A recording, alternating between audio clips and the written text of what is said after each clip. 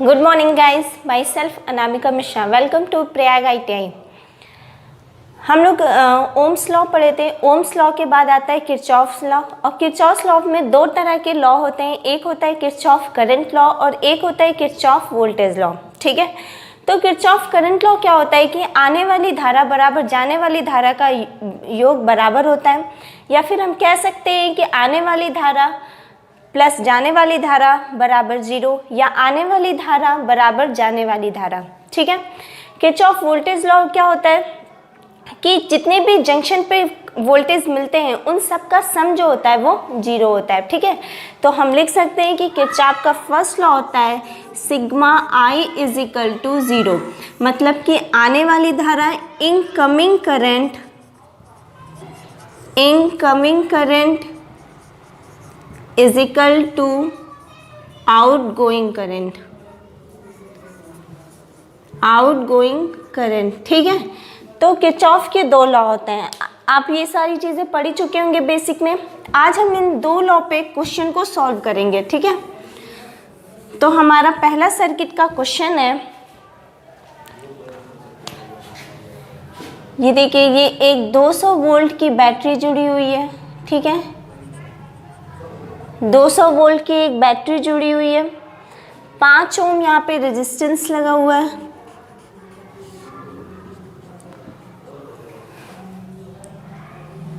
एक नीचे भी 5 ओम का रेजिस्टेंस है,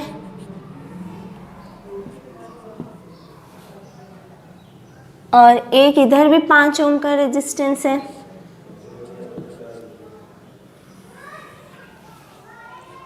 यहाँ पे 100 वोल्ट की बैटरी जुड़ी हुई है। ये कितना है? 100 वोल्ट। ठीक है,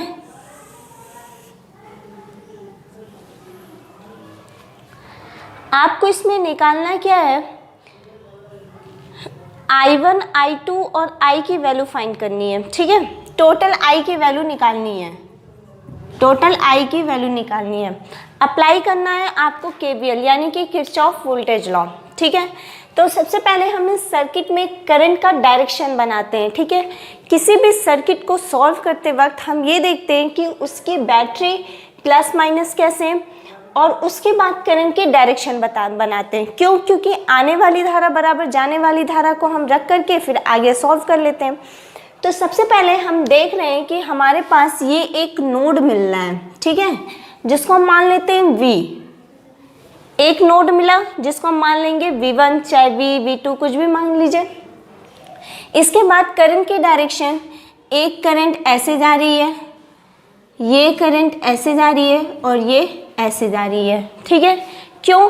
क्योंकि हमें यहाँ पे बैटरी का डायरेक्शन देखना है। ठीक है, आपको पता है कि इलेक्ट्रॉन जो होते हैं वो नेगेटिव साइड से निकलते हैं, नेगेटिव बैटरी से, तो करंट जो होता है वो उसका अपोजिट होता है। हमने करंट की डायरेक्शन इधर और ये इधर मानी। आप चाहें तो आप ऐसे भी मान सकते हैं, ऐसे भी मान सकते हैं, और ऐसे भी मान सकते हैं। दोनों मतलब बात बराबर ही होती है। ठीक है, तो हमने करंट की डायरेक्शन को इस तरह से रखा है। इसको आप मान लीजिए I1, इसको मान लीजिए आप I, और इसको मान लीजिए आप I2। ठीक है, तो हम देखेंगे कि इस जंक्शन पे कौन कौन सी करंट आ रही है और कौन कौन सी करंट जा रही है, उसके अकॉर्डिंग हम क्वेश्चन को सॉल्व करेंगे। ठीक है, तो सबसे पहले हम ये देख रहे हैं कि एक I1 इधर जा रही है और I2 इधर जा रही है, मतलब दो करंट तो जा रही है, और आ कौन सी रही है? I आ रही है। ठीक है, तो इक्वेशन हम यहाँ से क्या लिखेंगे? I1 प्लस I2 प्लस में I इज इक्वल टू 0। ठीक है, आ रही बात समझ में? I1 plus I2 plus I is equal to में 0। तो I1 की वैल्यू अब हमें लिखनी है, तो हम क्या लिखेंगे? V माइनस 200 अपॉन में 5। कितना? V माइनस 200 अपॉन में 5 प्लस I2 की वैल्यू लिखेंगे। तो I2 हमारा कौन सा है? ये, तो ये वाला वोल्टेज यानी कि V माइनस 100 अपॉन में 5, V माइनस 100 अपॉन में 5, और प्लस I की वैल्यू कितनी लिखेंगे? V, और यहाँ पे तो कोई वोल्टेज है ही नहीं हमारे पास, और बीच में भी कोई बैटरी नहीं लगी हुई है, तो हम क्या लिख सकते हैं, V अपॉन में 5, V अपॉन में 5 इज इक्वल टू 0। ठीक है, अब इसको सॉल्व करिए आप। यहाँ से आप 5 वो ले लीजिए, 5 अगर एलसीएम ले लेंगे तो यहाँ पे हम लिखेंगे v minus 200 plus v minus 100 plus v into is equal to 100। ठीक है, 5 को इधर भेज देंगे तो 0 हो जाएगा, तो हमारे पास बचेगा क्या, ऊपर वाला 1 2 3 यानी कि 3v है, और माइनस माइनस प्लस यानी कि माइनस 400। सही है, तो वोल्टेज तो 3v इज इक्वल टू कितना आ गया, 400। तो वोल्टेज इज इक्वल टू कितना आ गया, 400 अपॉन में 3 वोल्ट। कितना आ गया, 400 अपॉन में 3 वोल्ट। सॉरी, ये 300 होगा ना यहाँ पे, 300, ये कितना हो जाएगा 300, और ये कितना हो जाएगा 300, काट दीजिए तो कितना आ जाएगा 100 वोल्ट। मतलब हम V की वैल्यू क्या मिल गई, हमें 100 वोल्ट मिल गई। V इज इक्वल टू कितना, 100 वोल्ट। अब पूछा क्या है करंट में, ये वाली वैल्यू पूछी है, टोटल I की वैल्यू पूछी है, तो हम यहाँ से लिख सकते हैं I इज इक्वल टू क्या होता है, V अपॉन में 5। I is equal to V upon 5, मतलब कि I is equal to V की वैल्यू कितनी है, 100 अपॉन में 5, कितना आ गया 20 एम्पियर। ठीक है, तो हम यहाँ से कह सकते हैं I is equal to 20 ampere answer है। अब देखिए, अगर मान लीजिए आपसे I1 की वैल्यू पूछे और I2 की वैल्यू पूछे, तो आप किस तरह सॉल्व करेंगे, सिंपल सी बात है, जो इसका इक्वेशन है उसी पे रख देंगे। अगर मान लीजिए I1 पूछता है तो I1 is equal to V minus 200 upon में 5, तो I1 is equal to V कितना है हमारे पास 100 माइनस 200 अपॉन में 5, तो माइनस 100 अपॉन में 5, ये कितना आएगा -20। माइनस यहाँ पे क्या दिखाता है, माइनस करंट की डायरेक्शन को रिवर्स करना दिखाता है। ठीक है, और यहाँ पे माइनस का कोई भी रोल नहीं है। अब हम I2 की वैल्यू निकालेंगे तो I2 इज इक्वल टू क्या हो जाएगा, V माइनस 100 अपॉन में 5, V कितना है हमारा 100 माइनस 100 अपॉन में 5, ये कितना आ जाएगा 0। ठीक है, कितना आ जाएगा I2 हमारा 0। इस तरह से हम क्वेश्चन को सॉल्व करते हैं। सबसे पहले हम क्या करेंगे कि करंट की डायरेक्शन को बनाएंगे। पहले हम देखेंगे बैटरी कैसे जुड़ा है, पॉजिटिव या नेगेटिव, उस हिसाब से हम करंट की डायरेक्शन बना लेंगे। सबसे इंपॉर्टेंट है ये, अगर आप करंट की डायरेक्शन बनाएंगे तो आपको इक्वेशन लिखना आना चाहिए। अब इक्वेशन आप किस तरह से लिखेंगे, देखेंगे कि कौन कौन सी करंट आ रही है और कौन कौन सी करंट जा रही है। ठीक है, जैसे मान लीजिए मेरे पास ये क्वेश्चन है,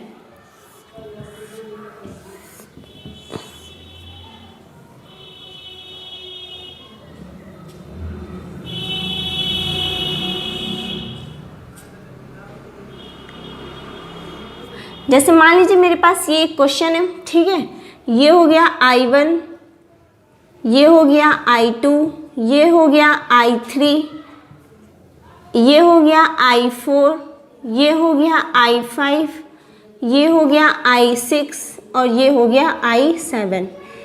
अब आपको यहाँ पे करंट की इक्वेशन लिखनी है, मतलब कि आपको वैल्यू अगर मान लीजिए 2 3 4 5 ऐसे दी हुई होती तो करंट का मान निकालना रहता है। ठीक है, तो हम किस तरह से इक्वेशन लिखेंगे, हम देखेंगे कि कौन कौन से करंट इस जंक्शन के लिए जा रही है, मतलब कौन कौन सी करंट इस जंक्शन पे जाकर मिल रही है। तो मिल कौन कौन सी रही है, देखिए एक I1 जा रही है, दूसरी I2 जा रही है, I1 प्लस I2, और I5 जा रहा है प्लस I5, उसके बाद I6, उसके बाद यहाँ से आ रहा है I7। ठीक है, मतलब कि इतनी करंट तो जंक्शन से जा रही थी। अब कौन कौन सी करंट जो है वो जंक्शन से निकल रही है, मतलब कि बाहर क्यों निकल रही है, तो कौन सी निकल रही है, एक हमारी I3 निकल रही है, I3 के अलावा और कोई नहीं निकल रही है। ठीक है, बस इस तरह से हम इक्वेशन को लिख लेंगे। नेक्स्ट क्वेश्चन देखते हैं।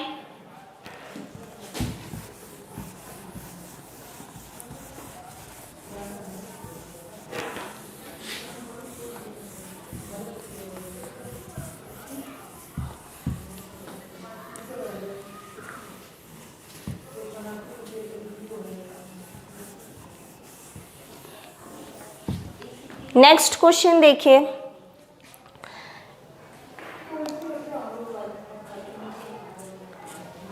ये एक बैटरी है, कितने वोल्ट की है? 200 वोल्ट की है, ठीक है। 200 वोल्ट की एक बैटरी लगी हुई है।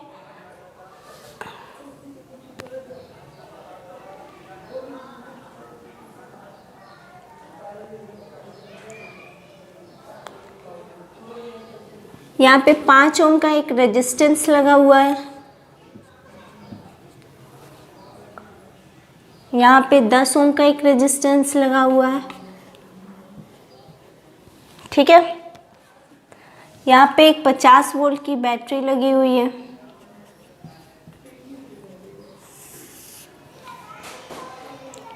एक 5 ओम का रेजिस्टेंस है, ये कितने का है? एक 5 ओम का रेजिस्टेंस है, और यहाँ पर एक 100 वोल्ट की बैटरी लगी हुई है, ठीक है। कितने की है? 100 वोल्ट की बैटरी लगी हुई है। बहुत सिंपल क्वेश्चन है। इसमें भी आपको सबसे पहले करंट की डायरेक्शन बनाना है, ठीक है। तो करंट की डायरेक्शन हम कैसे बनाएंगे? ये करंट ऐसे जा रही है और ये वाली करंट भी इस साइड में आ रही है, मतलब कि दो करंट आपस में मिल रही है, और एक करंट जो है वो बाहर की ओर जा रही है। तो आने वाली धारा बराबर जाने वाली धारा, मतलब कि ये वाली करंट जो है वो I1 मान लीजिए, इसको मान लीजिए I2, और ये वाली करंट जो है वो निकल रही है, तो इसको मान लीजिए आप I3, ठीक है। तो दो करंट आपस में एक ही जंक्शन पर आ रही है, तो हम क्या फॉर्मूला लगाएंगे? I1 प्लस में I2, और जा कौन सी रही है? ये वाली करंट जा रही है, तो हम क्या लिख सकते हैं? इसको I3 लिख सकते हैं, है ना, सिंपल। मतलब आने वाली धारा बराबर जाने वाली धारा, ठीक है, या फिर आने वाली धारा प्लस जाने वाली धारा का योग 0 होता है। अब देखिए I1 plus I2 is equal to I3, ठीक है, और यहाँ पे कोई भी वोल्टेज नहीं दिया हुआ है, तो सबसे पहले यहाँ पे वोल्टेज मान लीजिए, जिसको हम V मान लेते हैं। अब सॉल्व कैसे करेंगे? I1 यहाँ से चलेंगे तो V माइनस 200/5, सही लिखा हुआ है, V माइनस 200/5। अच्छा, अब आपको एक चीज़ और ध्यान देना है कि यहाँ पे बैटरी देखिए, ये वाली पॉजिटिव है, ये वाली निगेटिव है, तो पॉजिटिव टू हम निगेटिव चलेंगे ताकि माइनस साइन वगैरह ना आए और कैलकुलेशन भी करना इजी रहे। तो हम पॉजिटिव टू निगेटिव चलेंगे बैटरी के हिसाब से, ठीक है, क्योंकि करंट तो बैटरी के पॉजिटिव साइड से ही निकलेगी। इलेक्ट्रॉन जो होते हैं वो बैटरी के निगेटिव साइड से निकलते हैं। जैसे मान लीजिए ये कोई बैटरी जुड़ी हुई है, तो इधर से क्या निकल रहा है? इलेक्ट्रॉन निकल रहा है, ठीक है, तो उसके अपोजिट साइड इधर से क्या निकलेगा? करंट निकलेगा। मतलब इलेक्ट्रॉन जिधर से निकलता है उसके विपरीत साइड से करंट निकलता है। तो उसी तरह हम यहाँ पे देखेंगे कि यहाँ पे पॉजिटिव बैटरी है, तो इसको हम क्या लिख सकते हैं? 200 माइनस V/5। इतनी बात क्लियर है। फिर प्लस I2 की वैल्यू कितनी दी हुई है? ये इधर का डायरेक्शन बना हुआ है, हाँ, तो इसको हम कैसे लेके चलेंगे? 100 माइनस V/5, सही है, 100 माइनस V/5। उसके बाद इज इक्वल टू I3 की वैल्यू कितनी है? V/50/10, V1 माइनस में V/-50/10, ठीक है, क्योंकि करंट ऐसे जा रही है। अब देखिए एलसीएम ले लीजिए, ये कितना आएगा? 5, ये आएगा 200 minus V plus 100 minus V is equal to V/-50/10, ठीक है, 1 और ये हो जाएगा 2, और ऊपर ये हो जाएगा 300 minus 2V is equal to V/-50/2, ठीक है। जिसके नीचे कुछ नहीं होता उसके नीचे 1 होता है, 1 मान लीजिए, क्रॉस मल्टीप्लाई कर दीजिए, यानी ये हो जाएगा 600 minus 4V is equal to V/-50, ठीक है, -4V -v is equal to -50 और -600। सही है, पक्षांतर कर देंगे, माइनस वाले को इधर, अरे v वाले को इधर, और जो नंबर्स हैं उनको उधर साइड ले चलेंगे। तो ये कितना आएगा, -5v, और ये कितना आएगा, -650। Minus minus cancel, v is equal to 650 upon में 5, तो ये कितना आ जाएगा 1, और ये हो जाएगा 0, यानी v इज इक्वल टू कितना आ गया, 130 वोल्ट आ गया। कितना आया, v की वैल्यू 130 वोल्ट आ गई। अब हमें निकालना क्या है, हमें I1, I2 और I3 की वैल्यू को फाइंड करना था। ठीक है, वोल्टेज तो मिल गया हमें कितना, 130 वोल्ट। अब देखिए I1 की वैल्यू हम कैसे निकालेंगे। I1 is equal to, I1 का इक्वेशन की क्या लिखा हुआ है, 200 माइनस v अपॉन में 5, 200 माइनस v अपॉन में 5, तो I1 is equal to 200 minus v कितना है, 130 अपॉन में 5, I1 इज इक्वल टू, ये कितना बचा, 70 अपॉन में 5, तो ये कितना बचा, 14 एम्पियर। तो I1 की वैल्यू कितनी आ गई हमारी, 14 एम्पियर आ गई। ठीक है, अब देखिए हम किसकी वैल्यू निकालेंगे, I2 की वैल्यू निकालेंगे। तो I2 की वैल्यू निकालने के लिए क्या इक्वेशन रखना है, 100 माइनस v अपॉन में 5, 100 माइनस v अपॉन में 5, तो 100 माइनस v की वैल्यू कितनी है, 130 अपॉन में 5, यहाँ पे कितना आएगा, -30 अपॉन में 5, ये आ जाएगा -6 एम्पियर। ठीक, तो I2 इज इक्वल टू कितना हो गया, 6 एम्पियर। उसके बाद I की वैल्यू निकालेंगे, या फिर I3 माना है हमने तो I3 की वैल्यू निकालेंगे। I3 इज इक्वल टू कितना है, v माइनस 50 अपॉन में 10, तो इज इक्वल टू v की वैल्यू कितनी है, 130 माइनस 50 अपॉन में 10। ठीक है, ये कितना आएगा, 80/10, 0 से 0 कटा, कितना आया, 8 एम्पियर आया। मतलब कि I3 की वैल्यू कितनी आ गई हमारी, 8 एम्पियर आ गई। ठीक है, तो इस तरह से हम क्वेश्चन को सॉल्व करते हैं। इस टाइप के कई क्वेश्चन आएंगे आपके एग्जाम में, वोल्टेज करंट लॉ और किरचॉफ लॉ, इस पे क्वेश्चन आते ही आते हैं। ठीक है, अच्छा एक बेसिक चीज समझ लीजिए,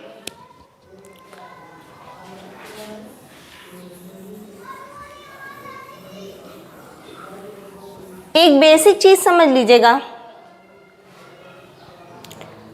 मान लो कि ये एक करंट रेजिस्टेंस है। ठीक है, यहाँ से करंट जा रही है I, ये वाला हो गया A और ये हो गया हमारा B। ठीक है, करंट कितनी जा रही थी, I और A और B। हमें इसका लिखना है KVL लिखना है, मतलब कि किरचॉफ वोल्टेज लॉ इसका लिखना है। तो हम किस तरह से लिखेंगे,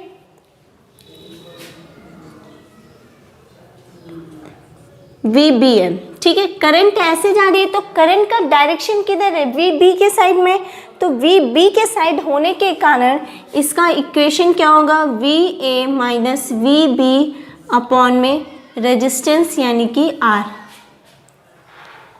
ठीक है, अब देखें, मान लो कि यहाँ पे एक रेजिस्टेंस है, यहाँ पे 0 वोल्ट है और यहाँ पर मान लो कि 4 वोल्ट है। ठीक है, ये मान लीजिए 5 ओम का है और करंट ऐसे है, किस तरह से, इधर के साइड से।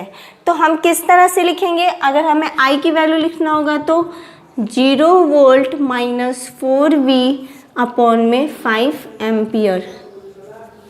किस तरह से लिखेंगे, इधर के साइड से लिखेंगे। ठीक है, उसके बाद मान लीजिए कि 2 रेजिस्टेंस जुड़े हुए हैं, एक यहाँ पे R1 है और ये क्या है, R2 है। मान लीजिए ये R1 हो गया, ये हो गया हमारे पास R2। ठीक है, ये हो गया हमारे पास V1 और ये हो गया V2। अब करंट की डायरेक्शन किधर से, इधर साइड से मतलब कि ऐसे करंट जा रही है, तो हम किस तरह से लिखेंगे, V1 माइनस V2, क्या लिखेंगे, I is equal to V1 इधर से है ना, तो प्लस V2 अपॉन में R1 plus R2, V1 plus V2 upon में R1 प्लस R2 एम्पियर, क्या होगा हमारा, एम्पियर। ठीक है, इतनी बात क्लियर है। इसके आगे नेक्स्ट टाइप जो वोल्टेज किरचॉफ वोल्टेज लॉ होता है, इसके आगे हम नेक्स्ट वीडियो में देखेंगे। Thank you.